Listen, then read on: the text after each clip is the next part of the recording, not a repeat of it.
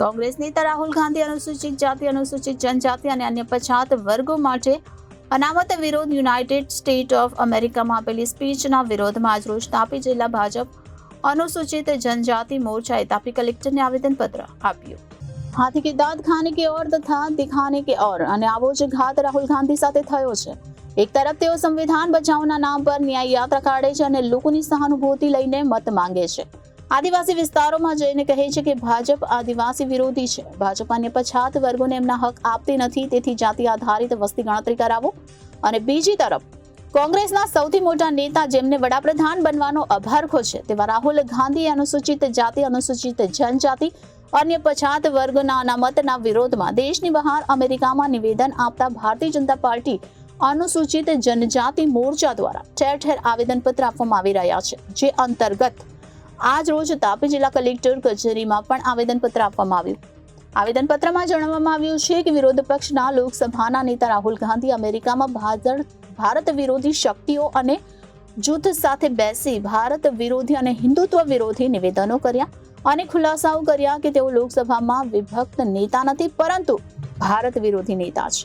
રાહુલ ગાંધી અમેરિકામાં જે પ્રવચન રજૂ કર્યું તે ભારત વિરોધી, અલગાવવાદી, વિનાશક અને હિન્દુત્વનું અપમાનજનક છે। જેમાં રાહુલ ગાંધીની ભાષા હિન્દુ દેવી દેવતાઓ પ્રત્યે અપમાનજનક હતી। તેમણે ત્યાં એક પછી એક ઘણા વિવાદ પર નિવેદન આપ્યા છે, જેના કારણે ભારતીયોની લાગણી દુભાઈ છે। રાહુલ ગાંધીએ શીખ સમુદાય પર પણ ખરાબ નિવેદન આપ્યું હતું અને કહ્યું હતું કે મારી લડાઈ એ વાતને લઈને છે કે શું ભારતમાં શીખોને પાઘડી પહેરાવવાની મંજૂરી આપવામાં આવશે કે પછી શીખોને કડા પહેરવાની છૂટ આપવામાં આવશે।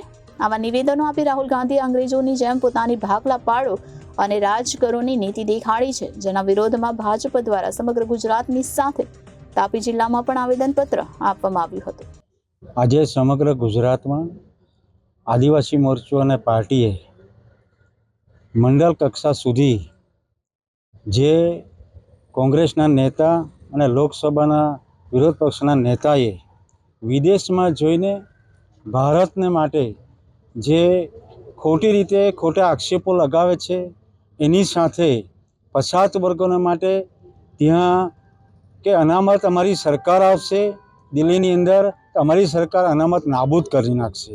અને એના માટે આજે તાપી જિલ્લા ખાતે મહામંત્રી શ્રી રાકેશભાઈ, નિલેશભાઈ, કુંવરભાઈ, સંજયભાઈ ગામિત અને મોરચાના આગેવાનો સાથે મોટી સંખ્યામાં આજે કલેક્ટર સાહેબને આવેદનપત્ર સખત એમના રાહુલ ગાંધી સાહેબજીના વિરોધ માટે અમે મોટી સંખ્યામાં હાજર રહીને સખત વિરોધ કરીએ છીએ।